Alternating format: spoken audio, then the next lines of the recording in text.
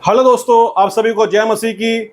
1969 की बात है। डेनिस रोहान नाम के ऑस्ट्रेलियन इवांजेलिकल मिशनरी इजराइल में टूर करने के लिए आते हैं। टूर करते करते वो अल अक्सा के मस्जिद के परिसर में पहुंचते हैं। वहां पहुंच के वो आग बबूला हो जाते हैं और उसी आग के कारण उन्होंने मस्जिद में भी आग लगा दी है। इजरायली फोर्स भाग करके आती है, जैसे तैसे उस आग को काबू पाती है और इन्हें अरेस्ट कर लेते हैं। अरेस्ट करने के बाद में डेनिस रोहान से पूछताछ करते हैं कि क्या मामला है। बाद में मालूम पड़ा कि उन्होंने आग इस कारण लगाया क्योंकि वो चाहते थे कि अल अक्सा का मस्जिद खत्म हो जाए ताकि यहूदी तीसरी मंदिर का निर्माण कर सके। तो तीसरी मंदिर का निर्माण करने के लिए डेनिस रोहान नाम के इवांजेलिकल मसीही ने अल अक्सा के मस्जिद में आग लगाया। तो इतना बड़ा कांड होने के पश्चात में वहां के फोर्स अलर्ट में आ गए, क्योंकि अगर आज ऐसा हुआ है तो भविष्य में भी मसीही ऐसा कर सकते हैं। तो इसलिए उन लोगों ने कुछ डॉक्टरों को बुलाया, कुछ काउंसलर को बुलाया, साइकोलॉजिस्ट को बुला करके एक टीम का गठन किया। उस टीम के गठन में ऐसी मानसिकता वालों को स्टडी किया। स्टडी करने के बाद में उन्होंने ऐसी मानसिकता का एक नाम रखा। वो नाम है जेरूशलेम सिंड्रोम।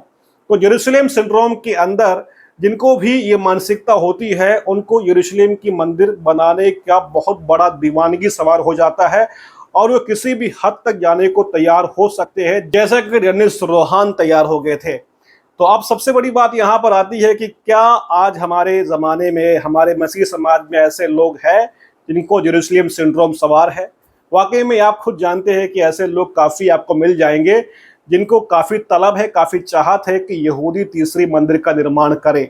यहाँ तक कि इतने ज़्यादा इसके पीछे वो दीवाने हैं कि वो धन संबंधी सहायता भी प्रदान करते हैं और काउंसलिंग भी करते हुए कैसे भी हो यहूदियों के द्वारा मंदिर बनाने के लिए हर भरसक प्रयास जो है काफ़ी मसीहियों की ओर से किया जा रहा है। काफ़ी लोग उपवास करते हैं, प्रार्थना करते हैं और मिन्नतें करते हैं परमेश्वर से कि भाई मंदिर बना दिया जाए, सपोर्ट किया जाए। तो इस प्रकार की दीवानगी जो है हमारे मसीहियों में बहुत ज़्यादा सवार है। क्या ये दीवानगी सही है? क्या सपोर्ट करना सही है या नहीं सही है? मैंने इसके बारे में 3 वीडियो बनाई है, आप उसको ज़रूर देखिएगा और आपको उसके अंदर मंदिर बनेगा या नहीं बनेगा उसके बारे में बाइबल के फ्रेम के अंदर रह करके बताई हुई बाइबल की बुनियादी शिक्षा आपको मिलेगा। तो कोई कथा कहानी नहीं है, बल्कि बाइबल के अंदर से बताई गई वचन के दृष्टिकोण से दिया गया एक सफाया है। आप जब सुनेंगे तो आपको उसकी गहराई आपको मालूम पड़ेगा। तो आज मैं आपसे यहाँ पर कह रहा हूँ वो ये है कि जितने भी लोग मंदिर बनाने के बारे में सपोर्ट कर रहे हैं मसीहियों की ओर से, वो एक्चुअली में सपोर्ट नहीं कर रहे हैं, बल्कि वो यहूदियों का विरोध कर रहे हैं। बिल्कुल यहूदियों का बहुत बड़ा विरोध कर रहे हैं। क्यों विरोध कर रहे हैं, ध्यान सुनिए आप यहाँ पर। हिटलर ने 60 लाख यहूदियों को हॉलोकॉस्ट में मार डाला, 60 लाख यहूदियों को। और अभी जो मसीही सपोर्ट कर रहे हैं यहूदियों को मंदिर बनाने के लिए या मंदिर बनाने के लिए प्रचार कर रहे हैं, यहाँ वहाँ पर बाइबल क्लास ले रहे हैं, वे लोग और उन पर जो भरोसा करते हैं वे सारे के सारे लोग यहूदी विरोधी है। हिटलर ने 7 लाख यहूदियों को फिजिकली मारा था, लेकिन ऐसे लोग जो है 7 लाख की संख्या को पार करके करोड़ों की संख्या में यहूदियों को आत्मिक मार से मार रहे हैं। नरक में जाने के लिए उनको शैतान के हाथ में बेच दे रहे हैं। तो ये घटना बहुत ही ज्यादा घृणित घटना है। शैतान एक्चुअली में यहूदियों का बहुत बड़ा शत्रु है, दुश्मन है। उसने कई बार यहूदियों को सताया है। पुराने नियम में यहाँ वहां पर दूसरे देशों के द्वारा युद्ध करवा करके उन्हें गुलाम बनवाया। उसके बाद जब उनका मंदिर तबाह हुआ 70 के बाद से लेकर करके हम जानते हैं कि 1948 के दशक तक जो है वो यहाँ वहाँ भटकते रहे, कई जगह पर मारे गए, तकलीफों को सहा, उनके बच्चों को, उनके बुजुर्गों को मार दिया गया, बहुत सताए गए। शैतान जो है उनके पीछे हाथ धो के पड़ा हुआ है, तो फिजिकली उनको जो है मारने की कोशिश कर रहा था। लेकिन अभी शैतान ने अपने पैतरे को बदल दिया है और वो जो है फिजिकल की जगह पर स्पिरिचुअली उनको तबाह करने की कोशिश कर रहा है। उनकी आंखें तो बंद है, वो मसीहा को नहीं देख पा रहे हैं, तो अब शैतान ने जो है उस आंखों को बंद रखते रहने के लिए ही मसीह को खड़ा कर दिया है, ताकि वो लोरी सुना करके उनको सुना रहे हैं। कौन सी लोरी? मंदिर बनेगा, मंदिर बनेगा, मंदिर जरूर बनेगा, ये लोरी सुना रहे हैं उनको। तो ये लोरी सुन करके ये जो यहूदी लोग हैं, इनके मन में एक खास प्रकार की चेष्टा पैदा हो गई है। ये मसीही सपोर्ट के कारण ही हो रहा है। तो ये चेष्टा पैदा हो गया है कि हमारे पास सपोर्ट है, हमारे पास डोनेशंस का फंड जो है बहता हुआ आ रहा है, और हम मंदिर की सामग्री को बना सकते हैं, हम मंदिर का निर्माण कर सकते हैं। सरकार हमारे साथ भले ही ना हो, लेकिन मसीहियों की बहुत बड़ी प्रॉपर्टी हमारे साथ में है। बहुत बड़े मसीही जो है प्रचार करते हैं, सिखाते हैं कि मंदिर बनेगा, और हमारे लिए वो सपोर्ट कर रहे हैं। तो उनके अंदर जो यीशु मसीह के प्रति जो बलवा है, क्योंकि वो मसीह को स्वीकार नहीं किया आज तक। यीशु मसीह उनके पापों के लिए मारे गए और उन्होंने यीशु मसीह का इनकार किया, अब तक वो विश्वास में नहीं है। तो ऐसी दशा में जब एक मसीही ये कहता है कि भाई आप मंदिर बनाओ, कोई दिक्कत नहीं है, मन नहीं फिराओ, आप मंदिर बनाओ पहले, तो मन फिरा करके प्रभु में लेकर के आने के बजाय उनसे कह रहे आप मंदिर बनाओ, तो इसका मतलब क्या हो रहा है? इसका मतलब तो यही हो रहा है ना कि मसीह को उखाड़ के फेंक दिया, और उनके मन में जो मसीहा है उसकी स्थापना में उनकी मंदिर बनाने का सपोर्ट मसीही कर रहे हैं। ये मसीह विरोधी प्रक्रिया नहीं है तो ये और क्या है? मुझे तो एक भजन का शब्द याद आ रहा है। भजन 2 अध्याय में इस प्रकार से लेकर रखा है कि पृथ्वी के जो राजा है वो इकट्ठा हुए और परमेश्वर उसके अभिषिक्त के खिलाफ में षड्यंत्र किया और आपस में कहे आओ हम उसकी रस्सी को उखाड़ के फेंक दे। मतलब मसीह के खिलाफ में वो अपनी षड्यंत्र कर रहे हैं, उसके सिंहासन को हटा करके किसी दूसरे को बैठाने की कोशिश कर रहे हैं। तो ऐसा ही कुछ जो है आत्मिक स्तर पर मसीह की ओर से उनके मन के अंदर जो है चेष्टा हो रही है, और विजिबली यहूदियों के समक्ष वो प्रकट किया जा रहा है। तो यहूदी के अंदर मसीह की एक छवि है, वो मसीह की छवि यीशु मसीह नहीं है, परमेश्वर का पुत्र यीशु नहीं है, बल्कि यूहन्ना इस प्रकार से कहता है कि जिसके पास पुत्र नहीं है उसके पास पिता भी नहीं है।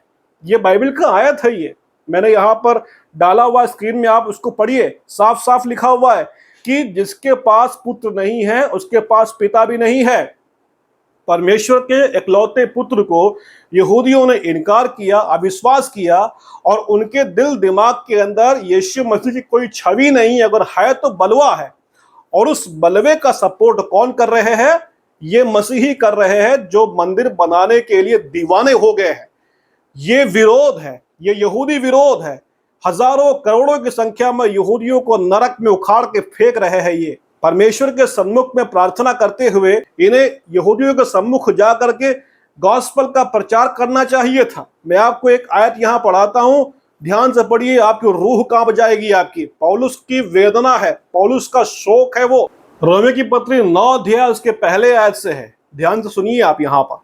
यहाँ इस प्रकार से पौलुस कहते हैं, मैं मसीह में सच कहता हूँ, झूठ नहीं बोलता, और मेरा विवेक भी पवित्र आत्मा में गवाही देता है कि मुझे बड़ा शोक है और मेरा मन सदा दुखता रहता है। पौलुस कहते हैं कि मुझे बड़ा शोक है। ये तो शोक का मतलब क्या होता है? जब कोई मर जाता है अपना, जिससे बहुत ज़्यादा प्रेम किया जाता है, जब वो मर जाता है तो उसकी याद में सब कुछ छोड़ करके एक जगह पर बैठ कर करके दुखी होते रहना, उसको बोलते हैं शोक मनाना। तो पौलुस कह रहा है मुझे बड़ा शोक है और मेरा मन सदा एवरी टाइम दुखता रहता है। एक फोड़े को जब दबाते हैं तो जैसे दर्द होता है, पौलुस कह रहा है मेरा मन जो है ना सदा इस बात से दुखी होता रहता है। कौन सी बात है वो बात? यहाँ वो कहते हैं क्योंकि मैं यहाँ तक चाहता था कि अपने भाइयों के लिए जो शरीर के भाव से मेरे कुटुंबी है, आप ही मसीह से श्रापित और अलग हो जाता। देखिए यहाँ पौलुस कह रहा है कि मैं इतना चाहता हूँ कि मैं खुद जो मसीह से अलग हो जाऊं और अलग हो करके श्रापित हो जाऊं कि कैसे भी हो वे उद्धार में आ जाए। मेरा बलिदान अगर उनके लिए फायदा करता है तो मैं उसके लिए भी तैयार हूं, पौलुस यहाँ कह रहे हैं। तो पौलुस के मन में अपने यहूदी भाइयों के लिए शोक है। क्यों शोक है? क्योंकि वो मसीह में नहीं है। और जो मसीह में नहीं है वो मुर्दे के समान है, अपने पाप और अधर्म में मरा हुआ है वो। तो उस मुर्दों के लिए, यानी कि जीवित मुर्दों के लिए पौलुस यहाँ पर शोक कर रहा है और वो कहता है कि मेरा मन सदा दुखित रहता है। वो उन्हें उद्धार में लाने की प्लानिंग कर रहा है, उद्धार में लाने के लिए प्रार्थना कर रहा है, उद्धार में लाने के लिए कोशिश कर रहा है। वो दुखी है, शोकित है, चिंतित है, व्याकुल है। लेकिन यहाँ पर ये जो मसीही दीवाने बन के पीछे भाग रहे मंदिर बनाने के लिए, वो क्या कर रहे हैं? क्या उनको शौक है यहूदियों के लिए? क्या उनके मन में दुख है यहूदियों के लिए? नहीं, उनके मन में तो यहूदियों के लिए व्यर्थ नारे हैं, नारे, वो नारे लगा रहे हैं। क्या कर रहे हैं वे लोग? एक्चुअली में वे लोग यहूदियों को नरक में धक्का दे रहे हैं। पौलुस यहाँ पर अपना सब कुछ समर्पित करते हुए उनको प्रभु में लाने के लिए कोशिश कर रहा है कि भाई वो प्रभु में आने पाए, क्योंकि पौलुस जानता है कि अगर यहूदियों के पास मौका है तो वो यही मौका है। जब तक कलीसिया पृथ्वी में है तब तक यहूदियों के पास मौका है मन फिराने का। अगर कलीसिया यहां से उठा लिया गया तो यहूदियों के पास मौका नहीं मिलेगा। आप ध्यान दीजिए, यहां पर एक तर्क मैं यहां पर आपके सामने में रखता हूं। अगर पौलुस को यह यकीन होता कि कलीसिया की रैप्चर के बाद अगला ऑप्शन यहूदी है, वे उद्धार में आएंगे, एंटी क्राइस्ट आने के बाद में उनको डंडा मार के सही करेगा और उसके बाद में वे यीशु मसीह पर विश्वास करेंगे, उद्धार करेंगे, अगर एक ऐसी योजना आत्मा में होता तो पौलुस यहाँ पर शोक नहीं करता। पौलुस यहाँ पर अपने आप को खुद मसीह से अलग करने की इच्छा नहीं करता। क्यों? क्योंकि भाई एक ऑप्शन तो है ना, हमारे जाने के बाद नंबर तो अगला आप ही का है, यहूदियों का ही है। तो इसलिए जो यहूदी अभी बाद में आने वाले हैं उनके लिए शोक क्यों किया जाए? अब मान लीजिए कि पति पत्नी है, अब पति जो है कनाडा में जा रहा है, अब पति को पता है कि पत्नी जो है 2 महीने के बाद आने वाली है कनाडा में, वीसा भी आ गया है, लेकिन पति पहले जा रहा है। तो बताइए पति वहां जाके मातम मनाएगा, शोक मनाएगा, हाय मेरी बीबी, हाय मेरी बीबी, ऐसे बोलेगा? वो नहीं बोलेगा। क्यों? क्योंकि उसे पता है ना कि उसकी जाने के बाद में उसकी बीबी वहां आएगी। तो अब पौलुस को यहाँ पर शोक करने की क्या जरूरत पड़ गई? अगर पौलुस को यह पता था कि उसके जाने के बाद, कलीसिया के उठाए जाने के बाद अगला जो कार्यक्रम है परमेश्वर का यहूदियों के लिए है, तो वो यहाँ शोक क्यों कर रहा है? जैसे मरे लोग के लिए शोक करते हैं वैसे शोक क्यों कर रहा है? यहाँ पर सोचने वाली बात है कि नहीं? सोचिए इस बात को, आप बाइबल को ध्यान से पढ़ करके उसके अंदर की जो गहराई है ना उसको समझने की कोशिश करिए। मेरे प्रियो, यहूदियों के लिए कलीसिया के अलावा, यीशु मसीह के अलावा उद्धार की कोई योजना नहीं है, बिल्कुल नहीं है। आपने एक दृष्टांत पढ़ा होगा यीशु मसीह के द्वारा बोले गए 10 कुंवारी कन्या के बारे में। 10 कुंवारी कन्याएं जो है वो दूल्हे का इंतजार कर रहे थे। 5 बुद्धिमान थी और 5 मूर्ख थी। जो बुद्धिमान थी उन्होंने तेल लिया था एक्स्ट्रा, और जो बुद्धिमान नहीं थी उन्होंने तेल नहीं लिया था। तो परिणाम क्या हुआ? परिणाम ये हुआ कि जो मूर्ख है वो तेल मोल लेने के लिए बाहर जाते हैं और उसी समय दुल्हा आ जाता है, और जो तैयार होते हैं वो दुल्हे के साथ प्रवेश करते हैं और दुल्हा दरवाजा बंद कर देता है। और आखिरी में जब ये मूर्ख स्त्रियां, मूर्ख कन्याएं तेल को मोल लेके वहां पहुंचती है तो वे कहती है स्वामी खोलो, स्वामी खोलो। तब वहां पर दूल्हा कहता है मैं तुम्हें नहीं जानता, दूर हट जाओ। तो मतलब क्या है? एक बार अगर द्वार बंद हो गया उसके बाद कितना भी खटखटाओगे, कितना भी चिल्लाओगे, मिन्नत करोगे, भले ही आपने आत्मा को पा लिया। बहुत लोग कहते हैं तेल वो आत्मा है, कहीं और से आत्मा को लेकर के आ गए आप, ऑथराइज सोर्स है नहीं, कहीं से लेकर के आ गए और दिखा रहे कि हम तेल लेकर के आ गए, हमारे पास तेल है, हमारे पास अभिषेक है, आत्मा है, और चिल्ला रहे। नहीं खुलेगा दरवाजा। एक ही बार मौका है उद्धार में आने का। आज का दिन यहोवा ने बनाया है और आज ही उद्धार में आना है। ये आज का जो टाइम है ना, ये कलीसिया का टाइम है, कलीसिया का युग है। इस युग के अंदर हर एक व्यक्ति को पूरी पृथ्वी के अंदर, चाहे वो किसी कौम का हो, यहूदी हो या फिर यूनानी हो, कोई भी हो, उद्धार में आने का टाइम यही टाइम है। कलीसिया रैप्चर के बाद द्वार बंद हो जाएगा, मार्ग बंद हो जाएगा, उद्धार में आने की प्रक्रिया खत्म हो जाएगी, फिर कोई कलीसिया में इंटर नहीं कर पाएगा। बिल्कुल साफ यीशु ने बोला है। इतनी स्पष्ट तरीके से बाइबल हमसे कहता है, उसके बावजूद भी कुछ मसीही लोग जो है यहूदियों को प्रेरित करते हैं कि मंदिर बनाए, सपोर्ट बनाए, और हम मसीहियों को सिखाते हैं ऐसा कि सपोर्ट करो, इंतजार करो कि वे मंदिर बनाने वाले हैं। मेरे भाइयों, ये मसीह विरोधी प्रक्रिया नहीं है तो ये और क्या है? मसीह ने बोला है कि मार्ग बंद हो जाएगा तो फिर उनको मौका नहीं मिलेगा, और ये मसीही कह रहे हैं कि हमारे रैप्चर के बाद उनको मौका ही मौका है। ये तो गलत है ना ये तो। इसीलिए मैंने बोला कि हिटलर से बड़ा पाप ये मसीही कर रहे हैं, क्योंकि हिटलर ने 7 लाख यहूदियों को मारा, ये करोड़ों यहूदी को मारेंगे, गोली से नहीं, बम से नहीं, बल्कि नरक की आग में उनको झोंक कर करके उनको मारेंगे। वो एक आत्मिक मर्डर है जो ये कर रहे हैं, ये गलत कर रहे हैं, बहुत बड़ी गलती कर रहे हैं। एक और आयत मैं आपको यहां पढ़ाता हूं, वो प्रेरित पतरस ने प्रचार किया हुआ आयत है, और उस आयत के अंदर बिल्कुल साफ बताया गया है कि यीशु मसीह के आने के पहले सुधरना जरूरी है। देखिए वो आयत कौन सा आयत है? प्रेरितों की पुस्तक 3रा अध्याय उसके 14वें आयत से मैं पढ़ता हूं आपके लिए। 14वें आयत से यहां लिखा है, तुमने उस पवित्र और धर्मी का तिरस्कार किया और चाहा कि एक हत्यारे को तुम्हारे लिए छोड़ दिया जाए, और तुमने जीवन के कर्ता को मार डाला, जिससे परमेश्वर ने मरे हुए में से जिलाया, और इस बात के हम गवाह हैं। और उसी के नाम ने, उस विश्वास के द्वारा जो उसके नाम पर है, इस मनुष्य को जिसे तुम देखते हो और जानते भी हो सामर्थ्य दी है, और निश्चय उसी विश्वास ने जो यीशु मसीह के द्वारा है, इसको तुम सबके सामने बिल्कुल भला चंगा कर दिया है।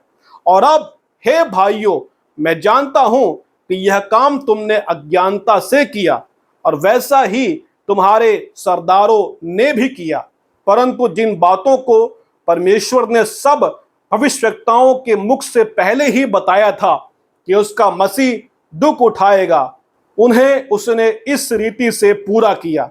इसलिए मन फिराओ। ध्यान दीजिए, यहां पर पतरस कहते हैं इसलिए मन फिराओ और लौट आओ कि तुम्हारे पाप मिटाए जाए, जिससे प्रभु के सम्मुख से विश्रांति के दिन आए। ध्यान दीजिए, विश्रांति के दिन कब आएंगे यहूदियों में? जब वे मन फिराएंगे और लौट करके आएंगे। और यहां पर ये मसीही मानो ये कह रहे हैं, मन नहीं फिराओ, बने रहो अपने बलवे में, पहले मंदिर बनाओ। बिना यीशु के विश्वास किए, बिना यीशु पर आश्रय लगाए हुए मंदिर का निर्माण करो। तो ये तो मसीह विरोधी प्रक्रिया हो गई। पतरस यहां कह रहे हैं कि आपको मन फिराना है, पहले यहूदियों आपको लौट करके आना है, तभी मसीह के पास से, परमेश्वर के पास से आपके लिए विश्रांति का, शांति का दिन आएगा, पतरस कहते हैं। अब यही नहीं, आगे देखिए आप में क्या लिखा है। आगे यहां इस प्रकार से लिख रखा है, और वह उस यीशु को भेजे जो तुम्हारे लिए पहले ही से मसीह ठहराया गया है। सुना आपने? यहां पर पतरस कहते हैं कि जब आप मन फिराओगे, लौट करके आओगे, विश्रांति के दिन आएंगे, और तब परमेश्वर जो है उस मसीह यीशु को भेजेगा जिसे पहले से ही आपके लिए मसीहा ठहराया गया है। तो मसीहा को भेजेगा, यानी कि प्रभु यीशु का दूसरा आगमन होगा। पतरस प्रचार कर रहे हैं यहां पर कि यहूदियों मन फिराओ, लौट करके आओ, यीशु मसीह को परमेश्वर भेजेगा तुम्हारे लिए। और आगे यहां पर इस प्रकार से लिख के रखा हुआ है, अवश्य है। 21वां आयत अंडरलाइन करिए आप इस आयत को। यहां लिखा है, अवश्य है कि वह स्वर्ग में उस समय तक रहे जब तक कि वह सब बातों का सुधार न कर ले। ध्यान दीजिए, अवश्य है, दिस इज द नेसेसिटी, ये आवश्यक है। परमेश्वर की ओर से एक ऐसी योजना बनाई गई है कि यीशु तब तक स्वर्ग से नहीं उतरेगा जब तक वो सुधार न कर ले। अब ये सुधार की जो बात हो रही है, किसकी सुधार की बात हो रही है? बात यहां इजराइल के मन फिराने की है, बात यहां उनको लौटा के लेकर के आने की है, उनके पाप की क्षमा की बात यहां हो रही है। तो जो सुधार की बात है वो इजराइल के सुधार की बात है, इजराइल के लौटने की बात हो रही है, इजराइल को दोबारा पुनः स्थापित करने की बात हो रही है। तो अब यहां पर इजराइल को लौटा के लेकर के आना, उसके लिए स्वर्ग में यीशु वेट कर रहा है। यानी कि स्वर्ग, देखो यहां लिखा हुआ है, अवश्य है कि स्वर्ग में वह उस समय तक रहे, यानी कि स्वर्ग उसको थामे रहेगा तब तक जब तक सुधार न हो जाए। हमारा महायाजक यीशु मसीह पिता के दाहिने बैठ करके बिचवाई कर रहा है, हर एक व्यक्ति के लिए, हर एक लोगों के लिए बिचवाई कर रहा है, प्रार्थना कर रहा है। क्या प्रार्थना कर रहा है? कि उन्हें क्षमा कर पिता, मन फिराने की प्रक्रिया में परमेश्वर की सहायता मांग रहा है। तो महायाजक के समान पापों की क्षमा के लिए यीशु मसीह प्रार्थना कर रहा है कि कैसे भी हो यहूदी मन फिराए। सुधार के लिए पवित्र आत्मा यहाँ पर पृथ्वी पर कार्य कर रहा है, यहूदियों से बातचीत कर रहा है, वाद विवाद कर रहा है कि मन फिराओ, मन फिराओ। क्यों? क्योंकि यीशु को आना है। तो यीशु को अगर परमेश्वर भेजना चाहता है तो ये जरूरी है कि यहूदी मन फिरा करके लौट करके आए। लेकिन अभी ये जो मसीही मंदिर के दीवाने हैं वो ये कह रहे हैं मन न फिराओ, आप मंदिर बनाओ, आप मंदिर बनाओ। ये तो एक प्रकार की हिटलर से ज्यादा बर्बरता हो गई।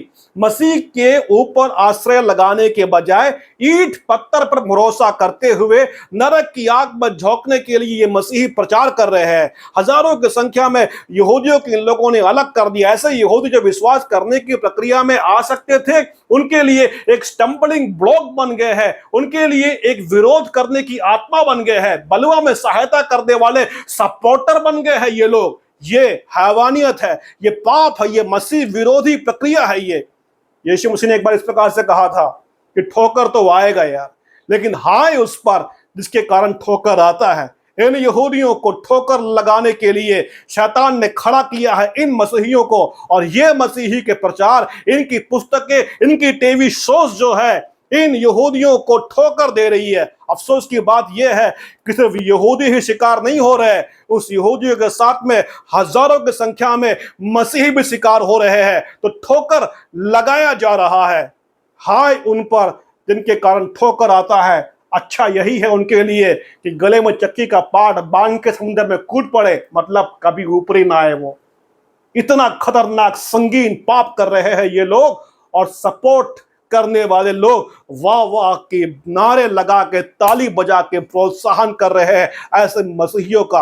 और आज जैसे पतरस ने कहा था वैसे मैं कहता हूं मसीहियों से मन फिराओ, लौट करके आओ, धोखा मत दो और ना ही विरोधी बनो मसीह के। क्या मंदिर बन सकता है?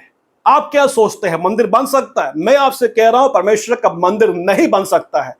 मंदिर बनने के कुछ प्रोटोकॉल होते हैं, बाइबल में कुछ सिद्धांत है, कुछ तरीके, कुछ नियम है। उस तरीके, उस नियम का पालन करना बहुत जरूरी है। जब पहला तंबू बनाया गया था तो वो तंबू जो है मूसा को सीधे परमेश्वर ने स्वर्ग से ब्लूप्रिंट दिया था कि भाई ये तरीका है, ये पैटर्न है, और आपको ठीक उसी पैटर्न के तरीके से ही मंदिर का निर्माण करना, यानी कि तंबू का निर्माण करना जरूरी है। तो परमेश्वर ने एक नबी को चुना। मूसा एक नबी था और नबी को दर्शन दिया, और दर्शन दे करके ब्लूप्रिंट दिखाया, पैटर्न दिखाया कि यह तरीका है, आपको बनाना है। और यही नहीं, उस पैटर्न के अनुसार में तंबू का और तंबू के सामग्री का निर्माण करने के लिए परमेश्वर ने कुछ लोगों को चुना और उनके ऊपर अपनी आत्मा को उंडेला ताकि वे तंबू, मिलाप वाले तंबू को बनाए, उसके अंदर की सारी सामग्रियों का निर्माण करें। मैं आपके लिए वो आयत पढ़ता हूं, निर्गमन 31 अध्याय के पहले आयत से है। फिर यहोवा ने मूसा से कहा, सुन, मैं उरी के पुत्र बसलेल को, जो हूर का पोता और यहूदा के गोत्र का है, नाम लेकर बुलाता हूं, और मैं उसको परमेश्वर की आत्मा से जो बुद्धि, प्रवीणता, ज्ञान और सब प्रकार के कार्यों की समझ देने वाली आत्मा है, परिपूर्ण करता हूं, जिससे वह कारीगरी के कार्य बुद्धि से निकाल कर सब भांति की बनावट में, अर्थात सोने, चांदी और पीतल में, और जड़ने के लिए मणि काटने में, और लकड़ी पर नक्काशी का काम करे। और सुन, मैं दान के गोत्र वाले अही समाख के पुत्र ओहोलियाब को उसके संग कर देता हूं, वरन जितने बुद्धिमान है उन सभी के हृदय में मैं बुद्धि देता हूं, जिससे जितनी वस्तुओं की आज्ञा मैंने तुझे दी है उन सभी को वे बनाए, अर्थात मिलाप वाले तंबू और साक्षी पत्र का संदूक और उस पर का प्रायश्चित वाला ढक्कन और तंबू का सारा सामान और सामान सहित मेज और सारे सामान सहित शुद्ध सोने के दीवट और धूप वेदी और सारे सामान सहित होम वेदी और पाए समेत हौदी और काढ़े हुए वस्त्र और हारून याजक के याजक वाले काम के पवित्र वस्त्र। तो ये सारी की सारी चीजें बनाने के लिए विशेष बुद्धि की जरूरत है, पवित्र आत्मा को प्राप्त करने की जरूरत है, चुनाव की जरूरत है, नबी की जरूरत है, ब्लूप्रिंट की जरूरत है, अपॉइंटमेंट की जरूरत है। यही नहीं, अनॉइंटिंग की जरूरत है। क्यों? क्योंकि अगर तंबू बन जाता है तो वहां पर सेवा काम करने के लिए याजक को अपॉइंट करना है, अनॉइंट करना है। मूसा ने हारून को अनॉइंटिंग किया, हारून के बच्चों का अनॉइंटिंग किया। तो एक नबी है जो अनॉइंट करता है, तो बिना अनॉइंटिंग के याजक का पद स्थिर नहीं हो सकता है। तो मैं आपसे ये पूछता हूं, आज इजराइल में नबी कौन है? बताइए मुझे आप, नबी कौन है इजराइल में आज? रब्बी हो सकता है लेकिन नबी नहीं हो सकता है। क्यों? क्योंकि नबी होने के लिए डिवाइन अपॉइंटमेंट चाहिए होता है, डिवाइन चुनाव की जरूरत है। बताइए मुझे, कलीसिया के बाहर नबी कौन है आज इजराइल में? नबी नहीं है। नबी वो होता है जो चुना होता है परमेश्वर की ओर से, जिसमें परमेश्वर की आत्मा होती है। लेकिन पत्रोस ने जब प्रचार किया था दूसरे अध्याय में प्रेरित पुस्तक में, तो उसने इस प्रकार से कहा, मन फिराओ, लौट आओ और यीशु मसीह के नाम से बपतिस्मा लो, तब तुम्हें पवित्र आत्मा का दान मिलेगा। तो पवित्र आत्मा का दान यहूदी को कब मिलेगा? जब वे मन फिरा करके यीशु मसीह के नाम में आश्रित होंगे और बपतिस्मा लेंगे, तो तब तक उन्हें पवित्र आत्मा का दान नहीं मिलने वाला है। तो बताइए मुझे, नबी कहां से आ जाएंगे वहां पर? जब तक वहां नबी नहीं है, तब तक ब्लूप्रिंट नहीं है, तब तक अपॉइंटमेंट नहीं है, तब तक अनॉइंटिंग नहीं है। बिना अनॉइंटिंग के याजक कैसे बन जाएंगे? बिना अपॉइंटमेंट के मंदिर की तैनाती कैसे हो जाएगी? और बिना नबी के डिस्पेंसेशन के बताइए मुझे ये योजना कैसे बन जाएगी? तो अगर जो भी आज ये योजना बना रहे यहूदियों में वे नबी नहीं है, उनको दीवानगी हो सकती है अपने सभ्यता के प्रति, और उसके चलते वो कोशिश कर रहे हैं। यही तो कोशिश उन लोगों ने बाइबल में भी किया था। पौलुस को मारने की कोशिश किया, पतरस को मारने की कोशिश किया। ये सब उनके अंदर का धुन था। वो मानो ये सोच रहे थे कि प्रभु की सेवा कर रहे हैं, परमेश्वर की आराधना कर रहे हैं वो। तो उस अंत भक्ति के चलते उन्होंने परमेश्वर की भक्तों के खिलाफ में षड्यंत्र किया। और उसी प्रकार से आज जो है परमेश्वर की मंदिर प्रभु यीशु यहां बना रहा है, वो कलीसिया है। तीसरा मंदिर जो है कलीसिया है। तभी तो यशायाह नबी कहता है कि सिय्योन में नींव का पत्थर डाल दिया है। तो सिय्योन में नींव का पत्थर कौन सा पत्थर? ये तीसरी मंदिर के नींव का पत्थर है। जिस पत्थर को राज मिस्त्रियों ने निकम्मा ठहराया, वही पत्थर कोने का सिरे का पत्थर हो गया यीशु मसीह। तो यीशु मसीह के साथ में जुड़ करके जो प्रेरित है वो फाउंडेशन के पत्थर बने, और हम सब जो मसीह में विश्वास करते हैं जीवित पत्थरों के समान एक होकर के जुड़ते हुए परमेश्वर के भवन बनते हुए जा रहे हैं, मंदिर बनते हुए हम जा रहे हैं। तो तीसरा मंदिर तो यहां पर बनकर तैयार हो रहा है, और ये मसीही लोग जो है अपने आप को विरोध करते हुए, मसीह का विरोध करते हुए एक तीसरा मंदिर जो वाकई में प्रभु की योजना ही नहीं है, उसको बनाने के लिए बगावत को सपोर्ट करते हुए आगे बढ़ रहे हैं। ठोकर है, हैवानियत है, ये नफरत है मसीह के प्रति। मसीह को उखाड़ के फेंकने की प्रक्रिया में ये शामिल हो गए और सपोर्ट कर रहे हैं इब्लीस का, शैतान का, जो यही चाहता है, और वही ये मसीही लोग भी कर रहे हैं। कितनी बड़ी अफसोस की बात है ये, है कि नहीं? आप खुद सोचिए इस बात को, कितनी बड़ी अफसोस की बात है ये। अब ये मसीही लोग कहते हैं कि मंदिर आएगा, मंदिर बनेगा, मंदिर बनेगा। भाई मंदिर कहां बनेगा? मंदिर कहां पर है बाइबल में? तीसरा मंदिर बाइबल में कहां पर है? तीसरा मंदिर फिजिकली बाइबल में कहीं पर भी नहीं है। कुछ लोग कहते हैं कि प्रकाश 11 अध्याय का मंदिर फिजिकल है। नहीं मेरे प्रियो, मैंने उस पर एक वीडियो बनाया है, आप उसको देखिएगा। देखोगे तब हमारी आंखें खुलेगी। वो मंदिर जो है वो फिजिकल नहीं है, वो स्पिरिचुअल मंदिर है। और स्पिरिचुअल मंदिर के बारे में बताया गया है, नापने को बताया गया है। जब भी बात कभी नापने की आती है ना, तो वो जानते हो फिजिकल की जगह, फिजिकल की बजाय वो इशारा कर रहा है स्पिरिचुअलिटी की ओर। बाइबल में एक जगह हम देखते हैं, मंदिर के बारे में देखते हैं। यहेजकेल की पुस्तक में मंदिर को दिखाया गया। उसके मंदिर को जो है वहां पर बाइबल कहता है कि मंदिर की डेवड़ी से एक नदी बहती है, उस नदी को नापा जा रहा है, उस पानी को नापा जा रहा है। तो नापने की जो प्रक्रिया है, पहले नापा, 1000 नापा तो पानी टकने तक था, फिर 1000 और नापा, घुटनों तक पानी आता है, 1000 और नापा, कमर तक पानी आता है, 1000 और नापा, तैरने लायक पानी हो गया। तो ये जो मंदिर वहां बताया गया है, उस मंदिर को लेकर के बहुत लोग कहते हैं कि वो मिलेनियम का मंदिर होने वाला है। कहाँ बनने वाला है? ये सब बातें जो है ना अपने मियाँ मिट्ठू बन रहे हैं, बस और कुछ नहीं है। उसी मंदिर से, डेवड़ी से पानी बह रहा है, और वो पानी को नापा गया और वो पानी बताया गया कि टखनों तक था, उसके बाद कमर तक, फिर नींदने लायक बड़ा सा पानी का जो है एक नदी सा बन गया, ऐसा बता रहे। तो क्या वो आक्षरिक है, क्या वो शारीरिक है, क्या वो भौतिक पानी है? वो नहीं।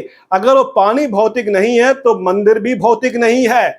अगर आप उस मंदिर को भौतिक मानते हो तो आपको पानी को भी भौतिक मानना पड़ेगा। पानी भौतिक नहीं है वहां पर, वो आत्मिक पानी जिसके बारे में यीशु कहता है कि जो मुझ पर विश्वास करेगा उसके हृदय में से जीवन की नदियां फूट निकलेगी। तो वो नदी है, जीवन की नदी के बारे में बताया गया है। तो वो मंदिर भी शारीरिक नहीं है और वो पानी भी शारीरिक नहीं है। बात नापने की हो रही है। तो प्रकाशित वाक्य में जो नापने का जो मंदिर है ना, वो भी शारीरिक नहीं है। वो कलीसिया है यरूशलेम की, उसके बारे में बताया गया है। और जो आंगन है उसके बारे में साफ मैंने बनाया है वीडियो, लिंक ऊपर पड़ा हुआ है, आप देखिएगा जरूर, ठीक है। वो वे यहूदी है जो विश्वास नहीं करते हैं और वे ही है जो रौंदे जाएंगे, जो दबाए जाएंगे, जो कुचले जाएंगे। लेकिन लेकिन जो विश्वास करने वाले मसीही है वे प्रभु में रहेंगे। और वो नापने की प्रक्रिया ये कह रहा है कि वे अलग है आंगन से, वे अलग है। यानी कि विश्वास करने वाले, जो भजन करने वाले हैं वे अलग है, और जो भजन नहीं करते हैं, प्रार्थना नहीं करते हैं, मसीह से आत्मिक नहीं है, वो अलग है। वो आंगन है, वो नगर है जो विश्वास नहीं करता है। और यही नगर है जो 42 महीने तक रौंदी जाएगी अन्य जातियों के पांवों तले। तो अन्य जातियों के पांवों तले रौंदने वाली जगह आंगन का इलाका है, लेकिन मंदिर के इलाके में अन्य जातियों का पांव नहीं आ रहा है। तो मतलब क्या है, अन्य जातियों की एंट्री जो है मंदिर में नहीं होगी। और अगर नहीं होगी तो आंटी कैश कहाँ बैठेगा? मंदिर में तो नहीं बैठेगा, तो क्या आंगन में बैठेगा? ये सब बातें सोचने वाली बात है। देखिए, मंदिर जो है वो शारीरिक नहीं है। और यहां ध्यान दीजिए जरा, अगर मंदिर, चलो मान लेते हैं कि वो मंदिर जो है शारीरिक मंदिर है, तो क्या वो मंदिर तबाह हो जाएगा? क्या वो मंदिर जलकर राख हो जाएगा? क्या मंदिर को तबाह किया जाएगा? क्यों? क्योंकि मिलेनियम में कोई मंदिर नहीं है। साफ साफ बाइबल कहता है, मैं आपको पढ़ाता हूं, आयत को देखिए। प्रकाशित वाक्य 20 अध्याय उसका 7 से लेकर 9 आयत तक लिखा है, जब 1000 वर्ष पूरे हो चुकेंगे तो शैतान कैद से छोड़ दिया जाएगा और उन जातियों को जो पृथ्वी के चारों ओर होंगी, अर्थात गोग और मागोग को, जिनकी गिनती समुद्र की रेत के बराबर होगी, भरमा कर लड़ाई के लिए इकट्ठा करने को निकलेगा। और वे सारी पृथ्वी पर फैल जाएगी और पवित्र लोगों की छावनी और प्रिय नगर को घेर लेंगी और आग स्वर्ग से उतरकर उन्हें भस्म करेगी। तो आप यहां पर ध्यान दीजिएगा, आग स्वर्ग से उतरकर उन्हें भस्म करेगी, यहां पर लिख के रखा हुआ है। तो ये लोग किसको घेर रहे हैं? ये लोग घेर रहे हैं, यहां पर इस प्रकार लिख के रखा है कि वे पवित्र लोगों की छावनी, नंबर 1, नंबर 2, प्रिय नगर को घेर लेगी। तो पवित्र लोगों की छावनी है और प्रिय नगर है, लेकिन मंदिर यहां पर नहीं है। तो मिलेनियम के बाद, यानी कि मिलेनियम खत्म हो रहा है यहां पर, तो उसके आखिरी तक यहां ना कोई मंदिर के बारे में जिक्र किया गया है और ना ही यहां पर मंदिर के किसी भी ढांचे को बताया गया है। पवित्र नगर यहां पर है और पवित्र लोगों की छावनी यहां पर है जहां पर वो रहते हैं। तो उसको तबाह करने के लिए शैतान आ रहा है, मंदिर तो यहां पर है ही नहीं। और यही बात नहीं है कि अब ये लोग जो कहते हैं कि मंदिर बनेगा बनेगा बनेगा, तो क्या भाई मंदिर खत्म हो जाएगा? मिलेनियम में मंदिर में यीशु बैठा है, वहां से राज्य कर रहा है, मान लेते हैं, तो उसके बाद मंदिर गया कहां? मंदिर कहां गया? जिस मंदिर पर बैठ के यीशु ने राज्य किया 1000 साल तक, जो कि मिलेनियम का सबसे बड़ा महान मंदिर था, मंदिर गया कहां पर? वो मंदिर क्यों? क्योंकि नई पृथ्वी नई आकाश के आने के बाद में ऐसा लिख के रखा है कि वहां मंदिर देखा ही नहीं। वहां पर ये आयत लिखा हुआ है, प्रकाशित 21 अध्याय का 22वां आयत, यहां लिखा हुआ है, मैंने उसमें कोई मंदिर ना देखा। तो भाई मंदिर वहां है ही नहीं, तो मंदिर कहां गया मिलेनियम का? क्या जला दिया गया उसको? अब क्यों जलाया गया? पाप का भागी था। अगर पाप का भागी हो तो जलाया जाएगा, तो जो पाप का भागी नहीं है उसे क्यों जलाएंगे? सोचिए जरा, मंदिर नहीं बनने वाला है। अब चलिए, अब सोच लेते हैं कि यहूदी मंदिर बनाने वाले हैं। मैं आपसे कहता हूं, क्या ऐसा हो सकता है? देखिए, बात परमेश्वर की मंदिर की है। मैंने आपसे कहा कि परमेश्वर का मंदिर नहीं बन सकता है, क्योंकि परमेश्वर के मंदिर बनने के प्रोटोकॉल है और प्रोटोकॉल मीट नहीं कर रहा है। और वो दूसरी बात ये भी है कि मंदिर आज ऑलरेडी यहाँ बन रहा है और यीशु तैयार कर रहा है, तो इसलिए तीसरा जो मंदिर है बाइबल के अनुसार में नहीं आने वाला है। लेकिन अब अगर यहूदी लोग विरोध करते हुए कुछ बना लेते हैं तो क्या वो परमेश्वर का मंदिर कहलाएगा? नहीं, बिल्कुल नहीं कहलाएगा। पहली बात देखिए, संभावना बिल्कुल नहीं है, यानी कि 100% मैं आपसे कह रहा हूं कि मंदिर नहीं बन सकता है। और अगर मंदिर को बनाने के लिए वो कुछ भी तैयारी करते हैं तो ध्यान दीजिए, वो तैयारी पूरा नहीं होगा। यानी कि अगर मान लो फाउंडेशन डाल देते हैं या फिर वो बिल्डिंग की दीवार को खड़ी कर देते हैं, उसके बावजूद भी वो काम पूरा नहीं होगा। क्यों पूरा नहीं होगा? उसका रीजन ये है कि परमेश्वर बीच में उसमें विघ्न पैदा करेगा। और ये जो मैं आपसे कह रहा हूं, ये ऐतिहासिक दृष्टिकोण से भी समर्थन को हासिल करता है। क्यों? क्योंकि एडी 70 को टाइटस राजकुमार ने यहूदियों के मंदिर को तबाह की, जला कर राख कर दिया था। और उसके पश्चात में मंदिर को बनाने का 3 अटेम्प्ट होता है। मंदिर को निर्माण करने का 3 अटेम्प्ट किया गया था। पहला जो अटेम्प्ट था उसके बाद में 110 ईस्वी में होता है, और ट्राजन नाम के एम्परर सम्राट के पास यहूदी पहुंचते हैं और उनसे मंदिर बनाने की परमिशन मांगते हैं, और परमिशन मिलता है। और ट्राजन उनसे कहते हैं कि आप मंदिर बना सकते हो, लेकिन जगह को बदलना पड़ेगा आपको। जब ऐसा बताया गया तो यहूदी ने विरोध किया, नहीं, हमें वही जगह चाहिए। तो युद्ध की प्रक्रिया शुरू हुई और 2 युवा लोग खिलाफ में खड़े हुए यहूदियों की ओर से, और उन लोगों ने युद्ध किया। लेकिन रोम के लोगों ने उस युद्ध को बड़े ईजिली जो है जीत लिया और काफी लोगों का हत्या कर दिया और उस विरोध को शांत कर दिया। उसके पश्चात दूसरा जो अटेम्प्ट है वो तैयार हुआ था शिमोन बर खोसिबा के द्वारा। शिमोन बर खोसिबा, जिसको बारखोबा भी बोलते हैं, बारखोबा। 130 ईस्वी से लेकर 136 ईस्वी के बीच की घटना की बात है ये। हाड्रियन नाम के सम्राट ने यहूदियों को भगाने की प्लानिंग बनाई थी, और उसमें बारखोबा ने एक बड़े सेना का निर्माण किया था। लगभग 2 लाख सेनाओं का निर्माण किया, और यहूदी उसके नेतृत्व में 4 साल तक स्वतंत्र देश के रूप में बने रहे। यरूशलेम आजाद था, रोम की सेना इंटर करने में कांपती थी वहां पर। तो बारखोबा की जो मिसाल थी, बहुत बड़ी मिसाल है। बारखोबा के पास इतनी ताकत थी कि वो एक पेड़ को अपने हाथों से उखाड़ने की ताकत रखता था, इतना ताकतवर था वो। उसकी बात करने के शैली, उसकी करिश्मा जो है, हजारों लाखों को अपने पीछे फॉलोअर के रूप में लेकर के आने की कला उसके पास था। तो इसीलिए उस जमाने के महान रबी अकीवा ने, जो कि काफी आदरणीय रबी थे, उन्होंने बारखोबा को मसीहा घोषित किया।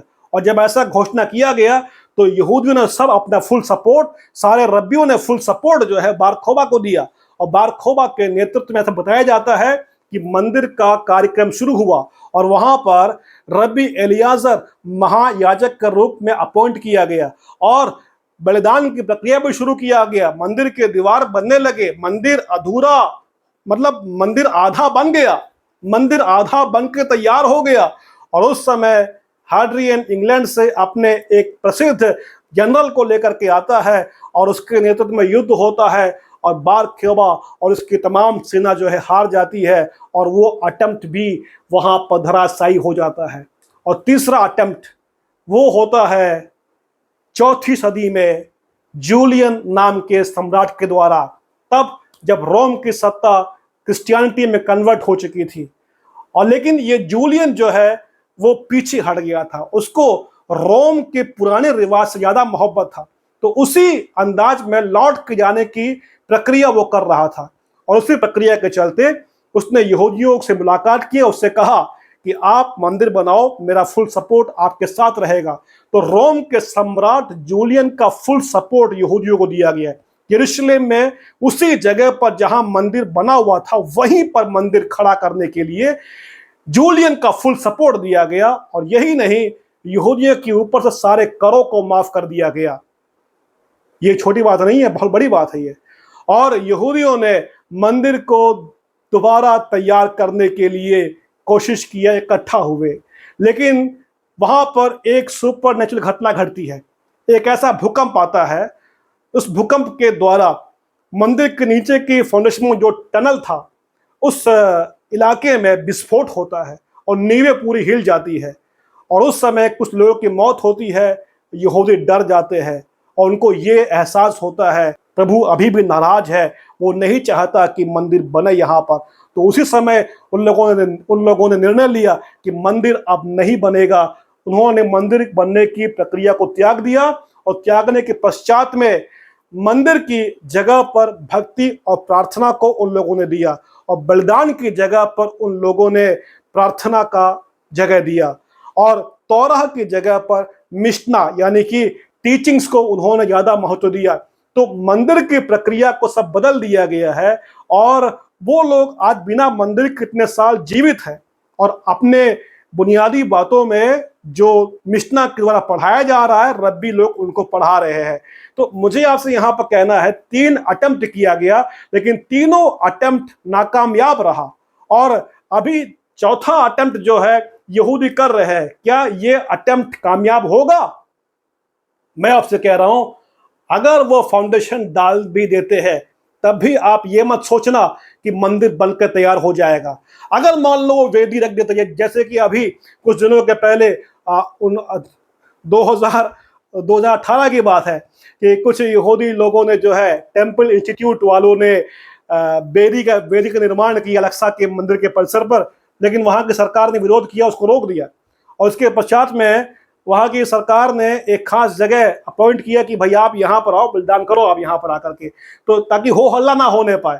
तो ये यहूदी लोगों ने जो बड़े कट्टरपंथी थे उन लोगों ने उसी जगह पर वेदी को बना करके वहीं पर जो है मेमने का बलि किया और बड़े खुश हो गए, बोले मंदिर बनेगा बनेगा बनेगा। और उसको लेके कुछ मसीही लोग हैं बस शुरू हो गए कि मंदिर बनने वाला भाई नहीं बनने वाला है मंदिर।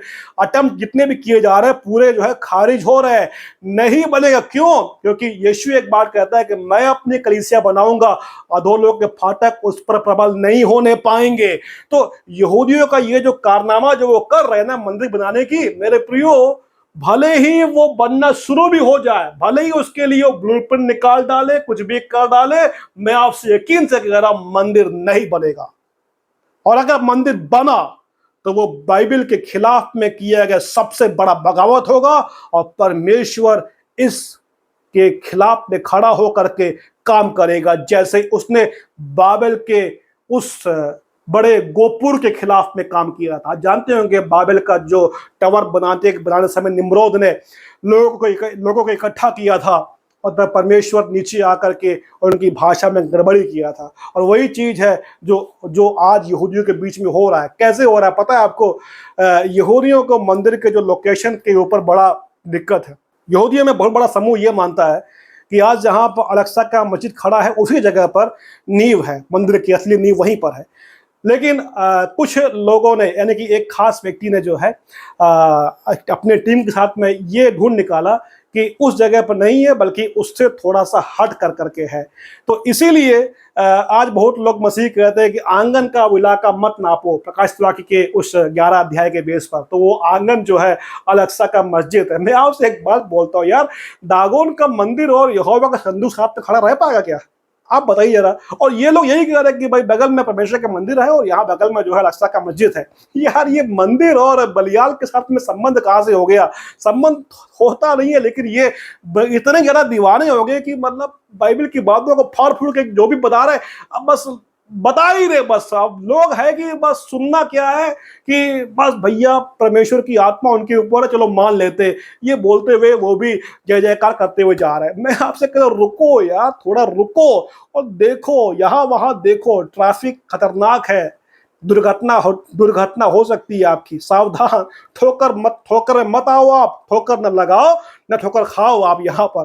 तो देखिए मंदिर नहीं बनने वाला है, मंदिर नहीं बनने वाला है, ये हकीकत है। तो 3 अटेम्प्ट फेल हो गया, चौथी कोशिश कर रहे हैं और चौथी में मसीह लोग सपोर्ट कर रहे हैं। कितनी बड़ी शोक की बात है, कितनी बड़ी विलाप की बात है ये कि मसीह के खिलाफ में काम कर रहे हैं। अब मैं आपसे एक और दुख की बात, जो आप वचन की जानकार अगर आदमी हो तो आपकी आंखों में आंसू आ जाएंगे आपके। बनाने की पोथी 6 अध्याय का 6 आयत है, यदि वो भटक जाए तो उन्हें मन फिराव के लिए फिर नया बनना होना है, कि वे परमेश्वर के पुत्र को अपने लिए फिर क्रूस पर चढ़ाते हैं और प्रगट में उस पर कलंक लगाते हैं। प्रभु यीशु को दोबारा क्रूस पर चढ़ाने की प्रक्रिया ही तो है ये। यहूदी लोगों को मंदिर बनाओ, मानो यीशु जो है क्रूस पर मरा वो बेकार है, यानी कि उस मृत्यु के द्वारा यहूदियों का सोल्यूशन नहीं होने वाला है, तो अभी मंदिर बनेगा तब सोल्यूशन होगा। यीशु ने जो खून बहाया है, लहू बहाया है, जो तकलीफ सहा है, वो जीरो हो गया। अब मंदिर बनेगा तो वो हीरो बन जाएंगे। तो ये तो कलंक लगाने वाली बात हो गई ये तो। और यही नहीं, बाइबल में यह भी लिखा रखा है, पुराने की पोथी 10 अध्याय का 28वां, वहां लिखा है इस प्रकार से, तो सोच लो कि वह कितने और भी भारी दंड के योग्य ठहरेगा, जिसने परमेश्वर के पुत्र को पापों से रौंदा और वाचा के लहू को जिसके द्वारा वह पवित्र ठहराया गया था अपवित्र जाना है और अनुग्रह की आत्मा का अपमान किया है। भाई यही तो है जो मसीही कर रहे हैं, जो सपोर्टर है यहूदियों के मंदिर बनाने के पीछे। क्यों? क्योंकि परमेश्वर यीशु ने उन यहूदियों के लिए लहू बहाया नई वाचा के तहत में। और अब ये क्या कह रहे हैं? ये कह रहे हैं कि मंदिर बनाओ, मंदिर बनाकर दोबारा जो है वहां पर बलिदान का कार्यक्रम शुरू किया जाएगा, दोबारा वहां याजक आएंगे, दोबारा वहां पर मंदिर का कर्मकांड लगाया जाएगा। क्यों? यहां पर पौलुस लिख के कह रहा है कि भाई मंदिर की प्रक्रिया से कोई उद्धार नहीं पा सकता है, और उस प्रक्रिया में लौट के जाने के लिए यहूदी लोग जो है तैयार हो रहे थे। और पौलुस उनसे कह रहा है कि तुम अगर ऐसा करते हो तो तुम क्या करते हो? तुम यहां पर परमेश्वर के पुत्र को पापों से रौंदोगे, वाचा के लहू को जिसके द्वारा वह पवित्र ठहराया गया था अपवित्र जानोगे, अनुग्रह की आत्मा का अपमान करोगे। बिल्कुल, वो आत्मा जो यहूदियों को मन फिराने के लिए काम कर रही है, अब उस आत्मा का अपमान कर रहे हो आप। वो लहू जो यहूदियों को शुद्ध करता है, आप उस लहू को रौंद रहे हो, अपने पांवों से अपमान कर रहे हो उस लहू का। आप परमेश्वर के पुत्र को आप कुचल रहे हो। क्यों? क्योंकि यार वो यहूदी तो बलवा कर रहे हैं और आप सपोर्ट कर रहे हो। कुचलो मसीह को, तो आप वही तो कर रहे हो। तो इतना बड़ा पाप आप कर रहे हो और हीरो का समान आप प्रचार करते हो। आप मुझे आपसे कहना है, सबसे मुझे कहना है यहां पर, इस बेकार की बेबुनियादी बात को आपको बंद करना है और बाइबल में लौट करके आना है। बाइबल में मंदिर जीवित मंदिर है, जो जीवित पत्थरों के द्वारा बनाया गया है। वो प्रभु की कलीसिया है, वो आप, मैं, हम सारे मसीही। धोखा मत दो दूसरों को, बेकार की बातों को लेकर करके गलत टीचिंग पे मत जाओ मेरे प्रियो। मैं आपसे विनती करता हूं हाथ जोड़ कर करके, प्रभु हमारा परमेश्वर आएगा। उसके आने के लिए मंदिर कोई मायने नहीं रखता है। वो तब आएगा जब हम सब तैयार होंगे। तैयारी के ऊपर ध्यान लगाओ, तैयारी करो मेरे भाइयों मेरे बड़ों, तैयारी करो। और आपकी तैयारी में मंदिर की तैयारी का कोई भी रोल नहीं है। यह मैं आपसे सीना ठोक के कह रहा हूं यीशु मसीह के नाम से। Praise God. उम्मीद करता हूं कि आपको बात समझ में आया होगा, और अगर नहीं समझ में आया है तो सवाल पूछिए मुझसे आप, और मैं आपको अगली वीडियो में जवाब दूंगा। तो मिलते हैं अगले वीडियो में। उसके पहले लाइक करना मत भूलना। अगर आपको अच्छा लगा है वीडियो, सब्सक्राइब करिएगा, शेयर करिएगा। प्रभु आशीष करे सबको। जय मसीह के। शालोम। मिलते हैं अगले वीडियो में।